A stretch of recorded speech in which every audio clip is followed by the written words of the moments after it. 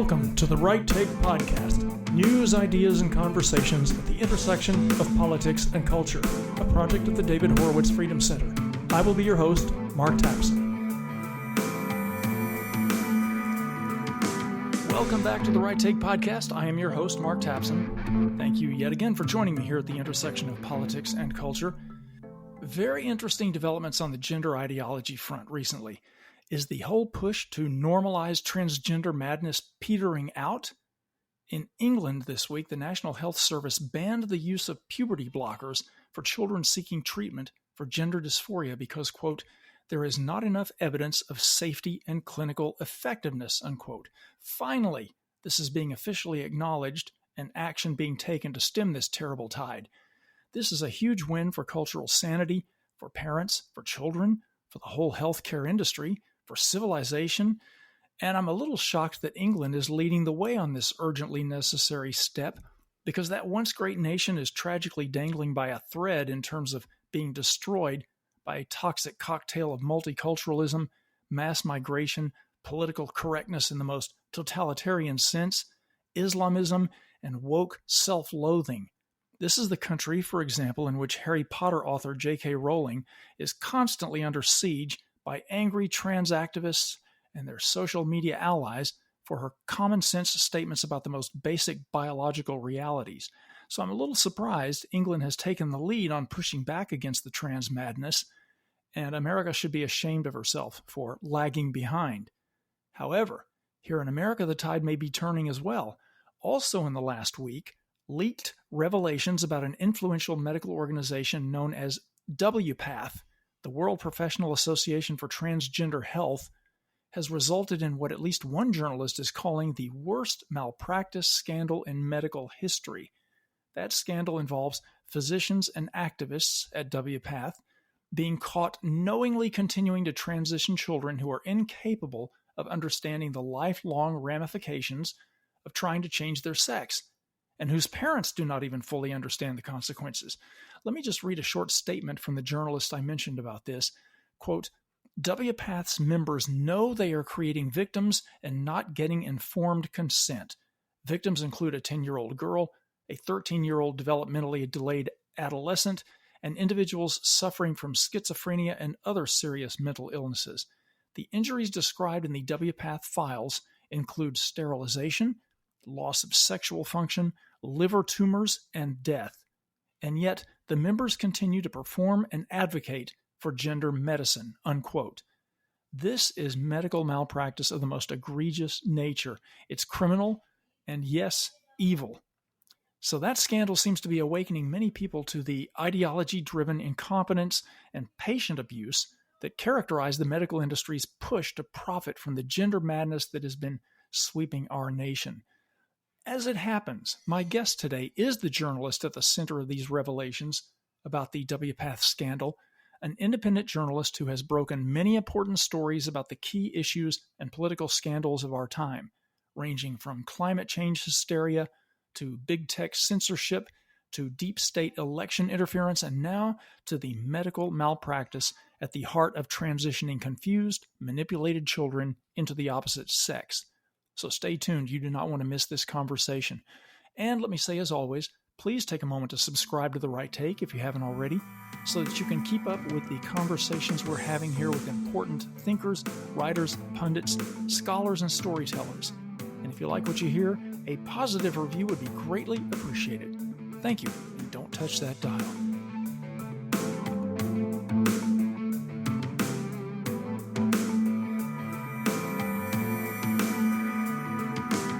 My guest today at The Right Take is living proof that the real journalists out there who are seeking the truth with transparency and integrity are independent of the legacy media. Michael Shellenberger is an award-winning journalist and the founder of Public, which I'll ask him about in a moment.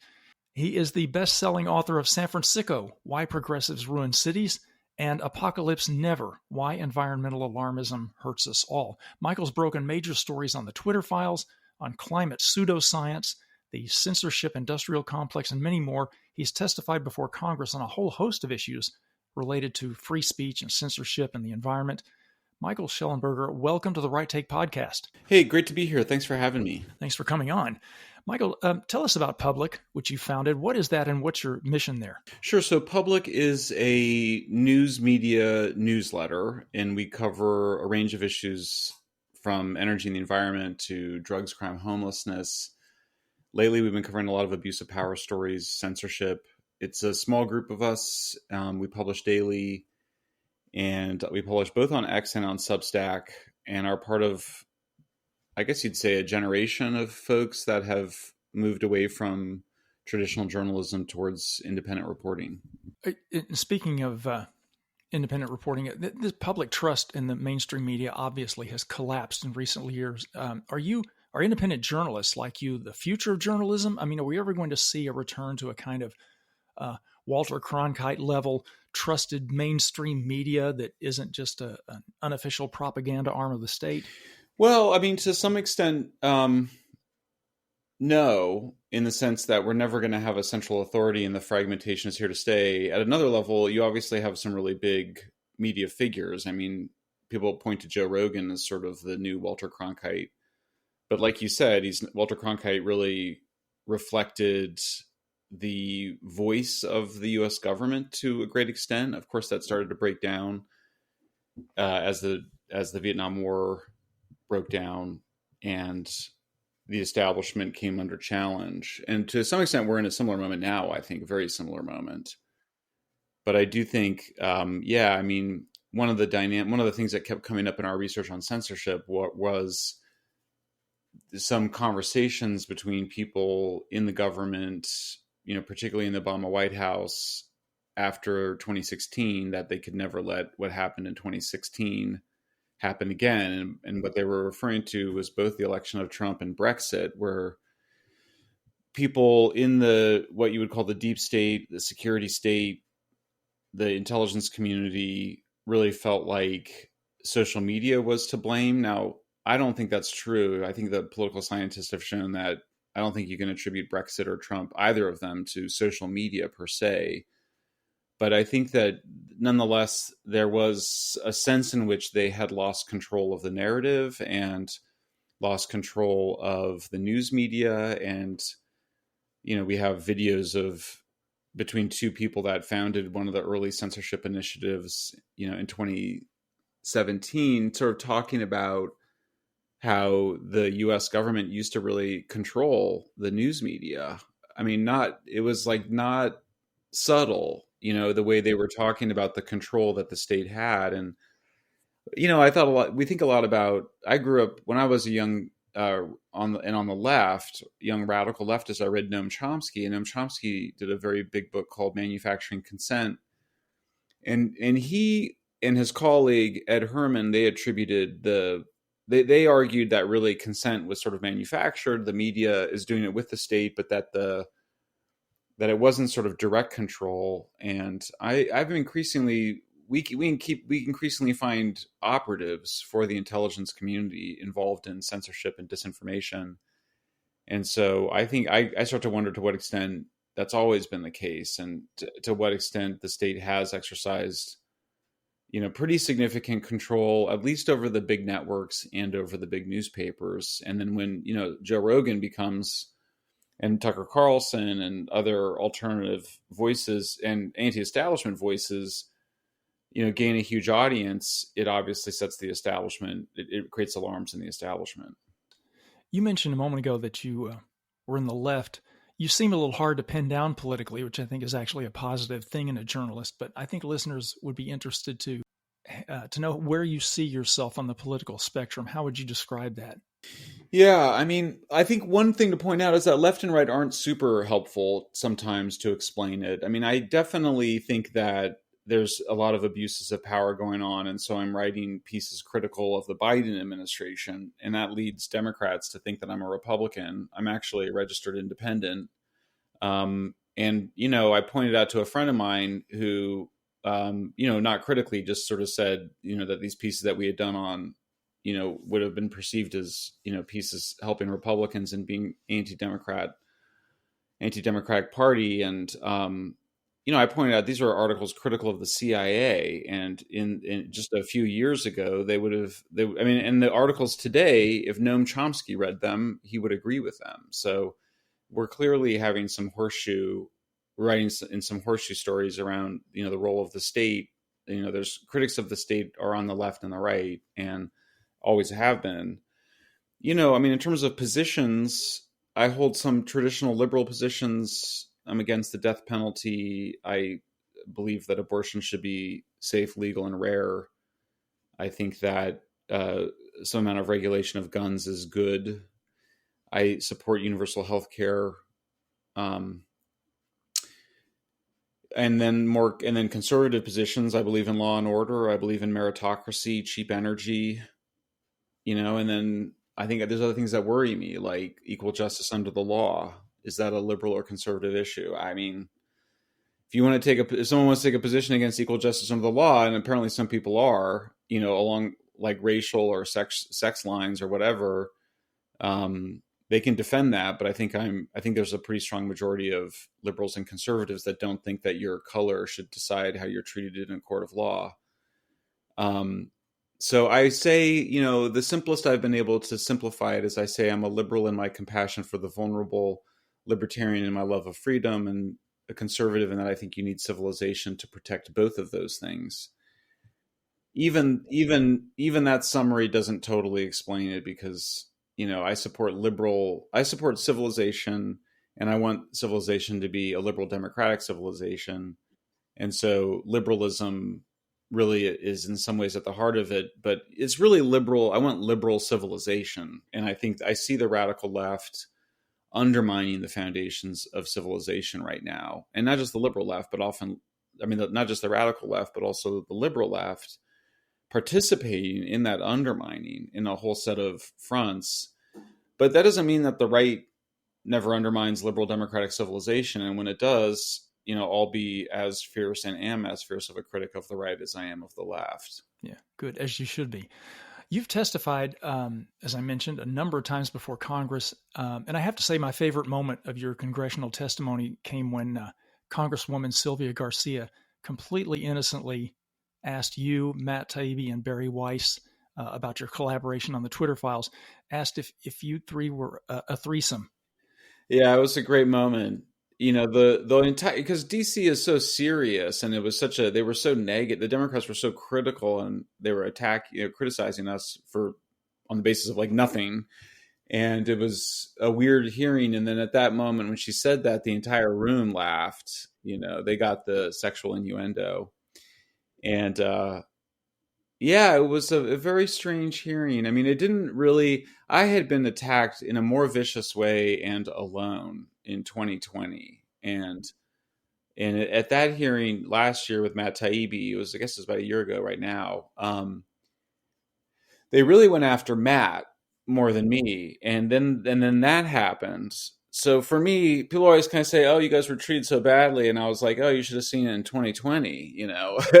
By 2023, I actually found a lot of humor in it, but it's there was some menacing going on by Democrats, and some of it's politics, but some of there's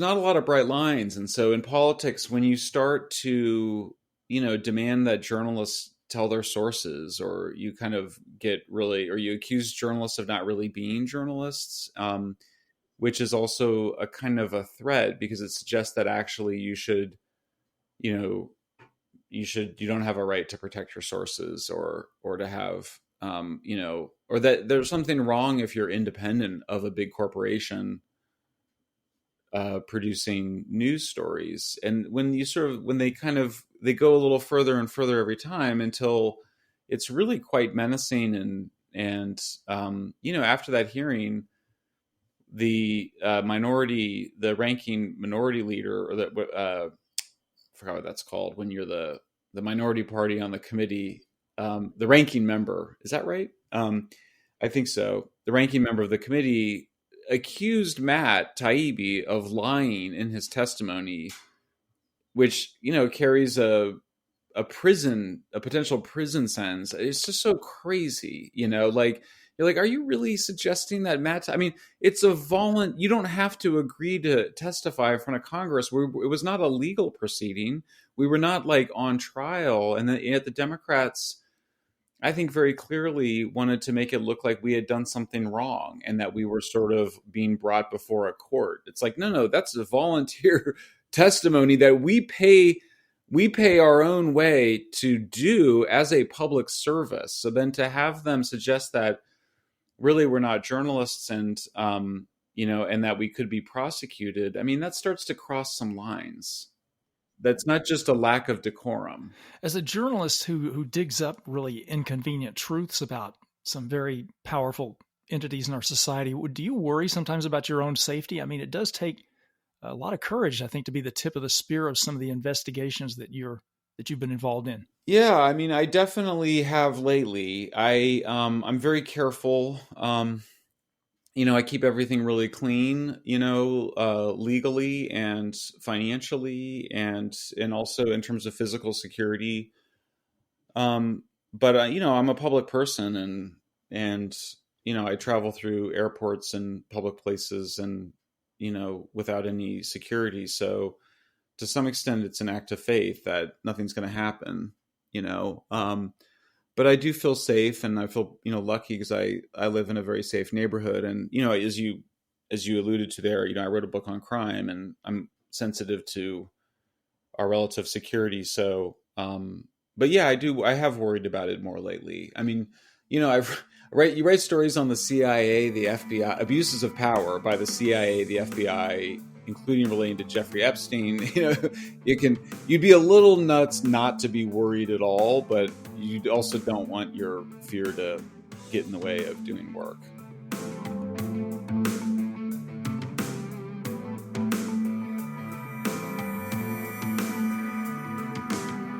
Let's talk about the what you call the censorship industrial complex. With Facebook and Twitter and social media having been exposed to the extent that they have been, largely through your own efforts, is the censorship industrial complex still the threat to freedom of speech that it was during back in the 2020 election? Well, that's a very interesting question. Sometimes I go back and forth as to what the level of danger is in terms of censorship and where we're at. I mean, the big event, of course, or maybe not, of course, but for many people know the big change is that Elon Musk bought X. We came out with before he took over Twitter, for Elon Musk bought Twitter, they were censoring people for not using somebody's preferred pronouns. We came out with a report last week about, some pretty bad evidence of medical mistreatment by the World Professional Association for Transgender Health. Would that have been censored on X under the older regime? I don't know. It might have been. Certainly some of my colleagues that work on the issue do not use preferred pronouns.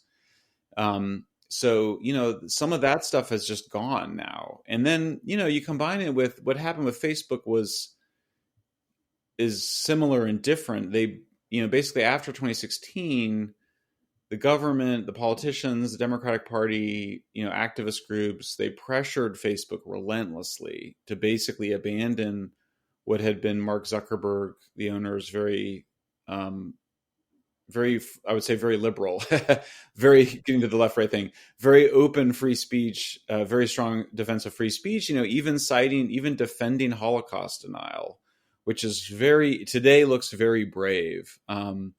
But of course, is protected in the U.S. by the U.S. Supreme Court with a set of very famous rulings from the 60s and 70s, Brandenburg and Skokie. And so, they basically, his response at Facebook was basically to just stop allowing a lot of news stories to travel. And they were put an emphasis on other ways of making money at Facebook. So, to some extent, the really heavy censorship that was going on is not happening. On the other hand, excuse me, that censorship itself back then was usually more about spreading disinformation and discrediting things than it was about actually stopping the information from getting out. And this is a subtle but extremely important point that I want people to understand, and making an effort to help people to understand, which is that, censorship has a problem, which is that if you censor something in a relatively free society, then you have what's called the Streisand effect, which is, when Barbara Streisand got mad and tried to stop people from seeing photographs of her home in Malibu, only 6 people had seen the photos before she sued. And then after all the worldwide publicity, millions of people saw it. So that's called the Streisand effect. So if you get censored, you can say, hey, I've been censored, go buy my book or whatever, which is what I did in 2020. And it worked to sell a lot of books, and in some ways, I always thought that people were buying the books. Some of them were buying the books just being like, hey, I'm against censorship, So there's that Streisand effect, and they know that, like the people that want to spread, that are trying to manipulate the information environment, basically the media, they know that. And so they're using censorship as a way to discredit information. And I only really understood this when I did the Twitter files on the Hunter Biden laptop. The story about the Hunter Biden laptop got out into the media and it was discussed in national news media. But the way the media covered it is that there was something wrong with it. It was potentially Russian disinformation. In fact, there was no basis for thinking that. And that was part of an information operation that the FBI appears to have played a direct role in spreading. It knew the laptop was legitimate because it had it for over 11 months before it basically pre-bunked. It went out there and convinced reporters that there would be some Russian disinformation relating to Hunter Biden. So that's a very important case because we see that happening over and over again. So when I look at this, what's going on right now, and you might say, well, what is the censorship industrial complex doing right now? Part of it is I don't totally understand it, but something's going on right now around AI and fake and deep fakes, because all of the NGOs and government officials and, supposedly, journalists that are pro censorship, all of them that basically are part of the censorship industrial complex are going on and on about the threat of deep fakes for, election manipulation or something else. And it makes me wonder if they're actually trying to prepare the public for something, that then we just had this, your listeners may know that there's supposedly there is this doctored photo that Kate Middleton, what are they? The Duchess of York? Is that what? I never remember. I lose track of royalty. Yeah. They're the part of the British royal family. And she releases this photo, but it looked like the photo had been doctored. This point, I'm so suspicious of everything. I'm kind of like, I don't know, is that part of this? I mean, there's something weird going on with AI, and maybe it's just the technology is just getting so sophisticated now that people are raising the alarm and they're just genuinely sincere about it. But I'm very suspicious of it because it seems like it's involving a lot of the same people that were involved in past, censorship and disinformation efforts now going on and on about deep fakes and AI. And I kind of wonder if there's not something planned, or if they're basically just trying to set themselves up as the experts to be able to decide what's true and false. And that's the main event. Like that's ancient. I mean, that's Machiavelli. Like you're trying to establish legitimacy. This is Max Weber, right? Like really, someone was asking me what's the difference between people always say psychological operations, information operations, public relations, what's the difference? Well, the main event is the same. You're trying to establish legitimacy, credibility. Those are the most important objectives. And so the censorship that they're doing is often in service of that, even recognizing that information will get out there. If you are succeeding in getting a big platform to censor somebody, the message that's sent is that somebody at this big, powerful corporation looked into this and decided that this information was wrong. Now, the thing that's going against them right now is that we just come out of, lab leak, COVID. More people believe in the COVID lab leak than don't. People know that the vaccine neither stopped infection nor transmission. People know the Hunter Biden laptop was real, and now there's a set of other things that are falling apart. But if you just take those three, or you have Russia, the Russia collusion hoax, although a lot of Democrats still believe that. if you just take those three cases, which I mean, I think most Democrats now know that Hunter Biden's laptop was real. Those are all three cases that even most Democrats are understand that the media and the government got it very, very wrong, and that's a big problem for them because people have that memory, and they're just a lot less trusting, as you pointed out, of the news media. So you're really I think it's a very exciting moment. So I'm really happy to be an investigative journalist right now, because my view is that there's just a lot of commentary and not very much investigative journalism. And so it's a little bit like in the eye of, in the land of the blind, the one-eyed man is king, for people that are doing media. The mainstream media are basically doing state propaganda. A lot of other people, including a lot of people I really like, and I like doing commentary, are just doing commentary, but there's not very many people actually doing investigative reporting. And so we often find ourselves getting like pretty big scoops, even though it's just a small team of us, writing on a Substack. Speaking of social media, my friend Peter Schweitzer, another investigative journalist who was actually on this podcast a week or so ago, he's exposed the really terrifying extent to which TikTok has become a subversive agent in our country. I don't know if you've looked into TikTok very much, but where do you think TikTok fits in this whole big tech threat? And do you think it should be banned?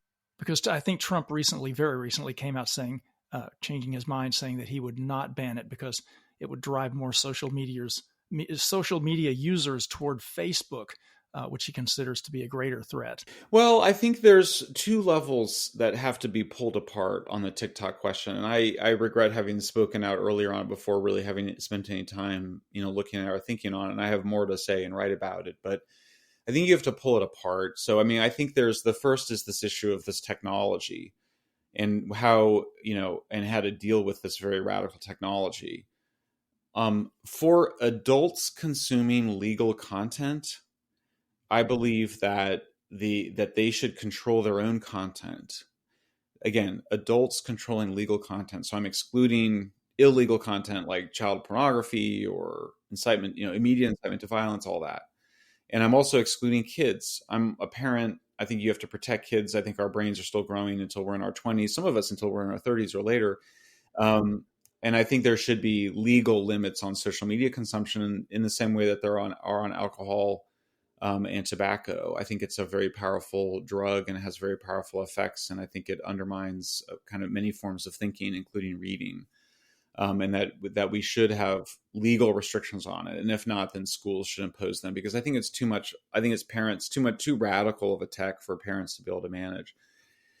And then there's a separate question, and we can talk about those issues more, but then there's a separate question around, maybe there might be three questions. There's a separate question around sort of what's done with the data and what are the rights of companies to that data. And I think that the solution there is that, users should control our own data. So if you're going to, if the data is going to be used in particular ways, the user should have control over that. It should not be just decided by one person at each of these social media companies. I guess there's the third part then is the difference between China and the United States. It's related to the second, but I think that this data is being used by the governments, not just the Chinese government. It's being used by our government. So I think one question is, how do we want so the same question goes, how do we want this, who should control and own this data, and how should it be used? And I think that the data is the users. The user controls the data, and it's pretty straightforward, and the platforms need to compete over the service that they provide to be able to gather the data, and there'd be some rights to it. So if I don't want the data shared with anybody, then the media company, it seems to me, is in its right to not have certain content available. I tend to think that these are common carriers in the same way that the phone company must provide service to fascists and communists and people with repugnant views. Doesn't, if there's evidence that somebody's using their phone service to engage in criminal activity, then the government gets a warrant and you can surveil. But otherwise, these are common carriers, and I tend to think that the social media platforms are the same thing. But that, again, that would require then some understanding that the users should have that control and that it should be transparent, and we should know what's happening both with the data and also with the algorithms that are being used to effectively manipulate our minds. It's a really incredible power, and we should know what's happening and have some transparency there.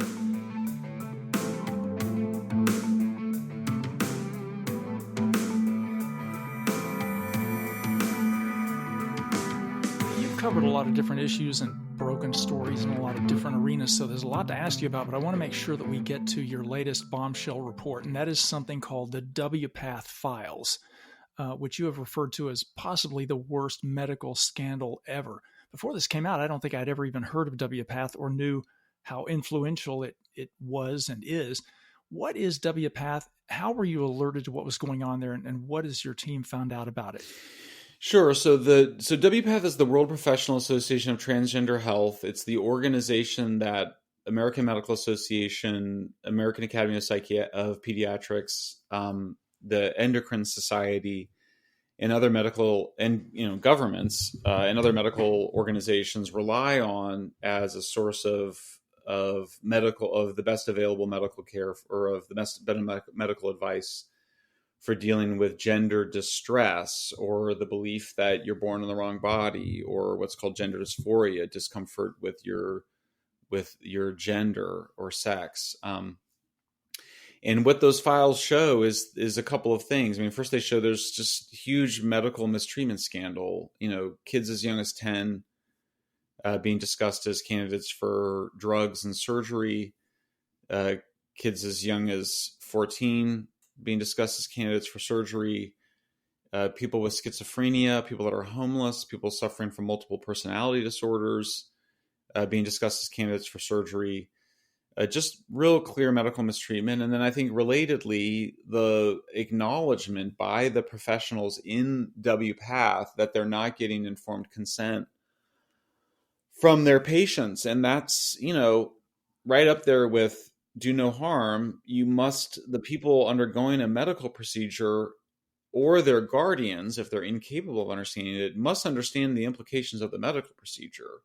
And it's clear that neither the parents, in many cases, nor the kids know that they are going to be sterile, and that they may lose significant sexual function, including the ability to orgasm, which, sorry to get into such sensitive topics, but it's an important question, because it's hard to form lasting pair relationships without that full sexual function. So, it's a very damning set of files. People should read them themselves. Don't take my word for it. I mean, we released all the files that we received from the whistleblower or blowers. And I just think it's an amazing topic, and it's a really shocking case. I think it's up there with some of the worst medical mistreatment scandals in history. It might be the worst one, in the sense of the sheer number of people being affected and the negative consequences of the drugs and surgeries. Yeah, I think you had said that it basically destroys what you call the medical chain of trust. What's that all about? Well, the chain of trust is it's just the idea that the doctor can't be expert in everything when a patient comes to them. And so the doctor is relying on all these other institutions and other individuals and journal articles and experiments, hundreds of years of experimentation and scientific study of those experimentations constitute this chain of trust that the doctor knows what the best practices are. And so this shows that the people that are supposedly developing the best practices are what are called standards of care in medicine, that these people, they don't know what they're doing, and they admit it. Like, that's not me saying it. Like, they come into these forums and they're like, they don't know how to handle these situations. It's so striking how the people in the forum are not saying things like, that's well established science, or that's in the standards of care. Nothing like that. They're saying they're kind of spitballing and making stuff up. And I know a person, I mean, it's no better than going down to like, it's just, I know a guy that had that experience. I mean, that's not the picture of scientific rigor that had been presented. Why would these medical professionals go forward on these life-altering procedures knowing full well that the patient is ignorant of the various serious consequences? Are they just driven by this trans ideology? Yeah, it is. It's basically the combination of a really intense focus on caring as defined not for long-term well-being, but for instantaneous gratification, basically. That's how caring is that's how it's not defined, I would say, but that's how it's practiced by the folks that are doing this. And then the ideology. So, I mean, look, you got to start with the fact that gender is not a thing. Like gender, like there's just sex, and like the confusion here. It's a very funny history, and I'm only kind of fully learning it. But I mean, we used to talk about sex roles. What do we mean by sex roles? Well, sex roles like, girls are into dolls and boys are into trucks. That's what they mean by sex roles. But they didn't want to say sex. So they said, well, I would say gender roles. But they meant sex roles. And then they would say, and then you have a period where, the sex roles, people are more comfortable with different sex roles. The man likes to cook and the woman takes out the garbage. The girl likes to play with trucks and the boys like to play with girls. And we kind of later say, well, some of those boys turn out to be gay and some of those girls turn out to be lesbians, but some of the girls are just tomboys and some of the boys are just effeminate, but they never stop being boys and girls. Well, then you had a very tiny number of people 100 years ago, basically 100 to 50 to 100 years ago, who were like, I want to change my sex. And you found some doctors that I think most people would say are quack doctors that would attempt to do these surgeries to change them. You then go through a period where there's sort of an academic fashion around this idea. I mean, it's a very strange thing, because I grew up with Free to Be You and Me, which was a very liberal.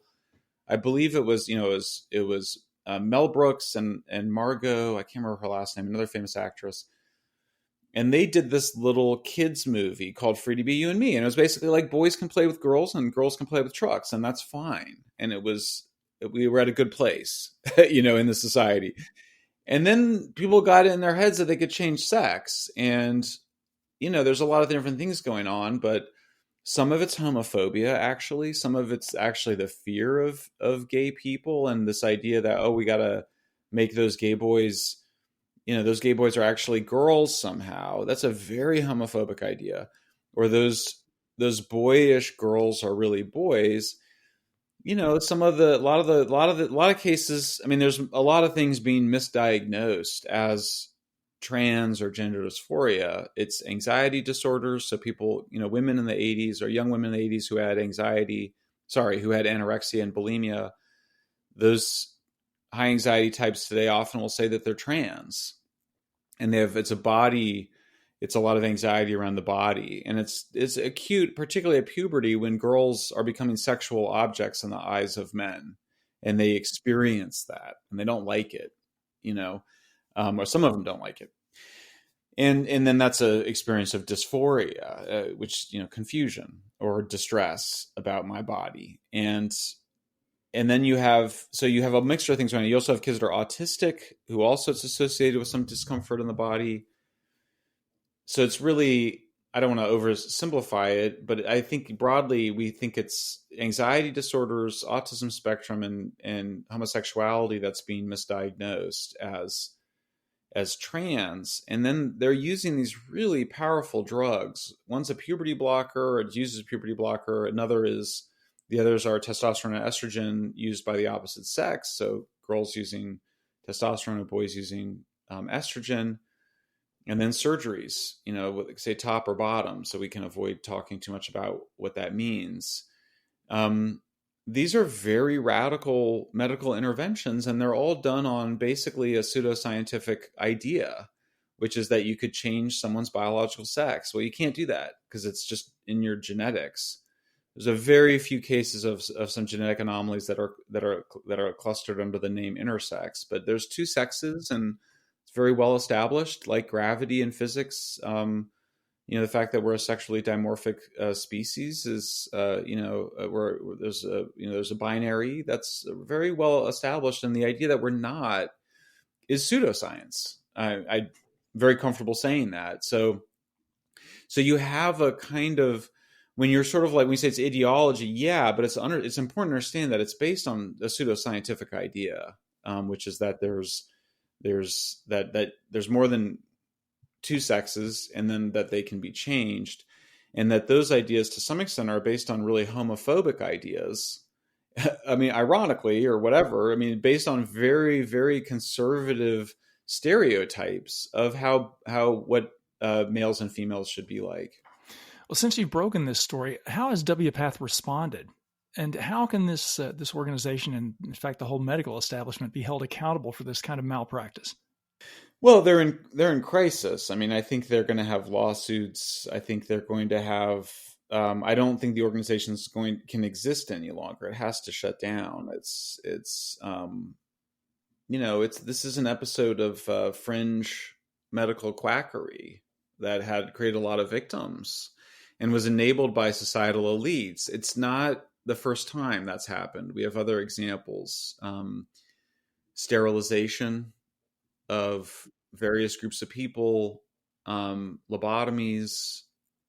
At the end of the WPATH Files report, the author of it, Mia Hughes, who I should stress actually wrote the report, is the author of it. I'm merely the publisher of it. I received the files and then basically moved it from our from our journalistic organization to our think tank.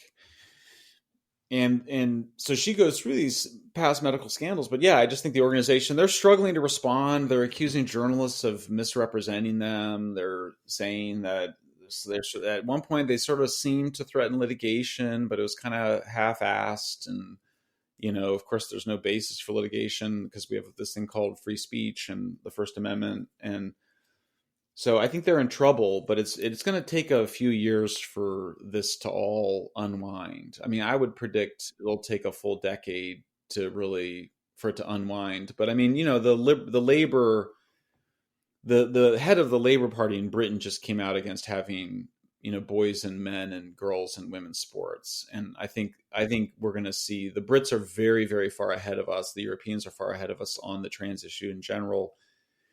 And I think it's all going to end up collapsing very, very quickly. Actually, I think it'll end up collapsing faster than it rose. This is a completely different tangent, and I don't mean to jump around a lot, but I wanted to ask you about something you told Joe Rogan when you appeared on his show last year. You said you decided to embrace Christianity because you saw it as the only viable belief system to keep civilization afloat and to counter all the anger and hatred that we see in our highly polarized society today. Could you talk a little bit about that? Is that a direct quote?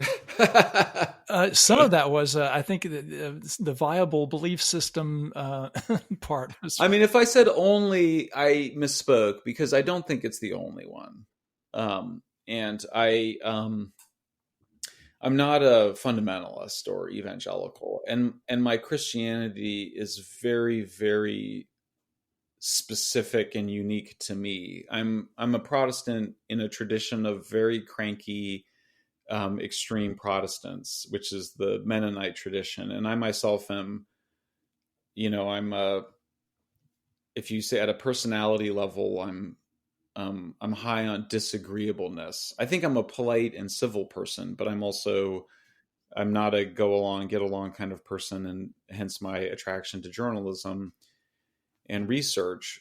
And so my Christianity is very specific, but yeah, I mean, what I was trying to say is I was trying to make a point that other people have made better than me, including Tom Holland in this brilliant book on Dominion. Yeah. Which is just that, we think we live in this sort of secular society, but actually it's a secularized version of Christianity, which believes that, and rightly secularized in my view. In other words, we give equal rights to Hindus and people that call themselves atheists and agnostics as we do Christians and Jewish people. And we should be aware of that and not pretend that that's not the case, because I think a lot of what we're seeing is a reversion to a kind of, I think that the rising totalitarianism in the culture and in these cultural institutions is coming from a very old and ugly place, which is a kind of might makes right view and tribalism that is basically kind of gangsterism in some ways, that's taking really arbitrary categories, whether racial or sexual or cultural, and suggesting that those groups should rule and have special powers and privileges. And that's what wokeism is. That's why it's important to talk about wokeism and why it's so awful, and its manifestations in DEI are so awful and dehumanizing, because, we arrived at a really great place, I think, after, a lot of really awful wars between Protestants and Catholics and other religious groups. And we finally got to a place where the creators of this country said, it's not going to be like that here in the United States. It's going to, and they did it in Europe too, but they actually didn't go far enough. I mean, the American experiment, this is something I never appreciated more than, really never fully appreciated until we did the censorship stuff. It's just how radical the United States is in its founding. And it always seemed, because it's old, and I was I was on the radical left when I was a young man. But stuff you're talking about, the 18th century seems old, and it seems, kind of fuddy-duddy or something to be talking about the founding fathers. It's not very cool, and now I just think the founding fathers were so cool and so radical, particularly as I can see this more ancient, tribal, crude morality and ideology emerge to challenge this universal Enlightenment view of universal rights and of inalienable rights. And it's just so beautiful. And I worry it's temporary. I worry a lot that it's temporary, and that even our efforts, as much as I think that they're